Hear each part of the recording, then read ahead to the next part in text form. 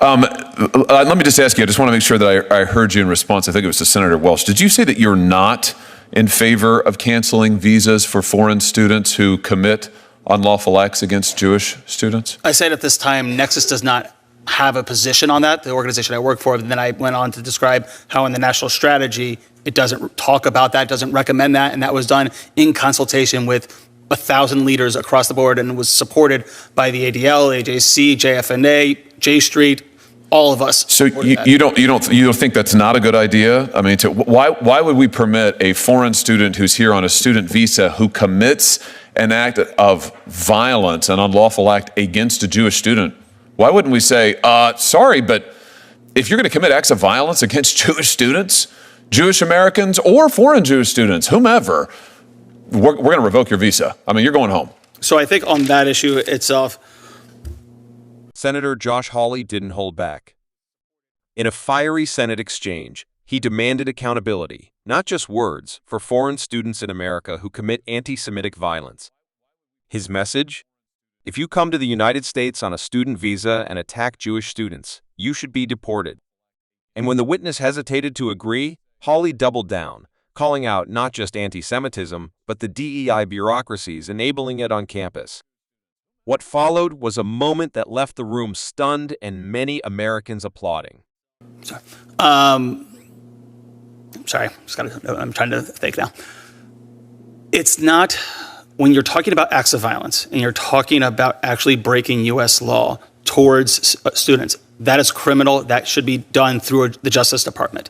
When we're talking about deportation, that's immigration. So if there is a criminal investigation that leads to deportation, I think that's perfectly acceptable. Well, I'm talking about student visas. They're here on visas. They're here on particular. Doing that. Well, sure, but why don't we write into the process a condition of the visa that if you assault a Jewish student on campus, you're out of here. You're gone.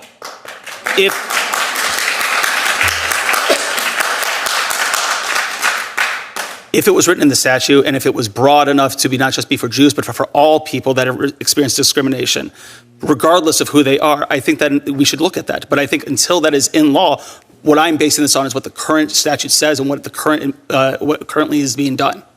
Well, listen, I guess I don't understand the hesitation here at all. To me, this is an easy call, and I've urged the current Secretary of State, Secretary Rubio, to do this. I think he's got the authority to do it. My position is it would send an incredibly clear message. If you come to this country on a student visa, you are here as a guest of the United States for particular purposes. If you assault a Jewish student on campus, you ought to be out of here. And we ought to make it clear to people we are not going to tolerate it. We're not going to tolerate it for any reason. Can I just ask you while I have you here, Mr. Recklin? Yeah, I've heard you talk about DEI. I just want to be clear on this. You would agree, wouldn't you, that much of this DEI rhetoric has been weaponized against Jewish students?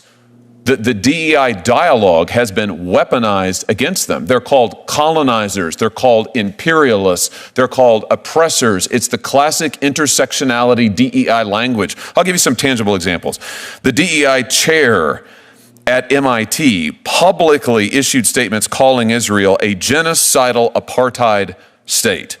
You have the University of Washington's DEI office that sent out an email describing Israel as, once again, an unlawful and oppressive settler colonial apartheid state. The DEI program coordinator at Rutgers said to Jewish students, F you colonizer, F you Zionists. I mean, my point is, isn't it time to speak some truth to power here to these people and to say that Israel is not a colonizer state. It is not an apartheid state. Jewish students are not colonizers, and this kind of rhetoric shouldn't be weaponized against them. You'd agree with that, surely. I would say that it's wrong to blame Jewish students for the actions of the state of Israel in any way, shape, or form. And it's wrong to call the state of Israel a colonial apartheid state. I would say that Israel right now, a number of different human rights organizations talk about them in that sense. Personally, I don't see Israel that way. I've been there many a times. I have family that live there. I've been to the West Bank. I've enjoyed it. However, there are considerable issues regarding the occupation that need to be addressed, and inadequacies between how Palestinians are how Palestinians live in the West Bank versus how Palestinian Israelis live in. My time, I'm only interrupting you because my time has almost expired, and the chairwoman is being extremely strict on the time. So, but I just want to make this point because I think we're seeing it over and over and over where you have actual campus apparatus, DEI apparatus on these campuses. These are departments, these are officials, these are professors who are weaponizing that against Jewish students. My question is, shouldn't we condemn that? No holds barred. Say that is wrong for DEI officials to be saying Israeli students are colonizers, Jewish American students are colonizers, Israel's an apartheid state. That is wrong, full stop, no conditions. Would you agree with that? I would say that a lot of DEI programs need to actually bring into its anti-Semitism training, either going to other organizations, because so much of what is happening within the DEI or just be eliminated. Why don't we just eliminate the DEI programs and eliminate the kind of reverse discrimination against Jews that they are Hawley, promoting? I appreciate your passion, and we understand. Thank you very much for your participation. I'll also... This wasn't just about policy, it was about principle.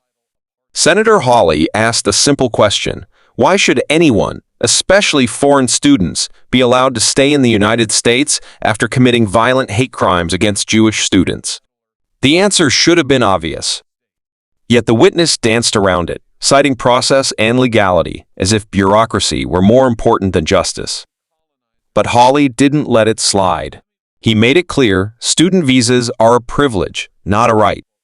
And when those students engage in violence, especially racially or religiously motivated violence, that privilege should end immediately. That's not controversial. That's common sense. Then came his deeper point: how the very systems designed to promote inclusion are being used to spread hate. He cited example after example of DEI officials and programs labeling Israel a genocidal apartheid state and calling Jewish students colonizers. These aren't random acts, they're patterns of targeted hate, dressed up in academic jargon and progressive language. And when Hawley asked plainly if it's time to shut down these weaponized DEI programs, the hesitation from the witness was telling. This wasn't a partisan moment. It was a moral one. And the message was loud and clear. Antisemitism has no place in America, not in our streets, not in our schools, and not on our visas. In moments like these, clarity matters more than comfort. Senator Hawley made it clear that America should never be a safe haven for hate, and that student visas must come with responsibility. If you believe in defending Jewish students, protecting our campuses, and standing against anti-Semitism in all its forms, share this message. Make your voice heard.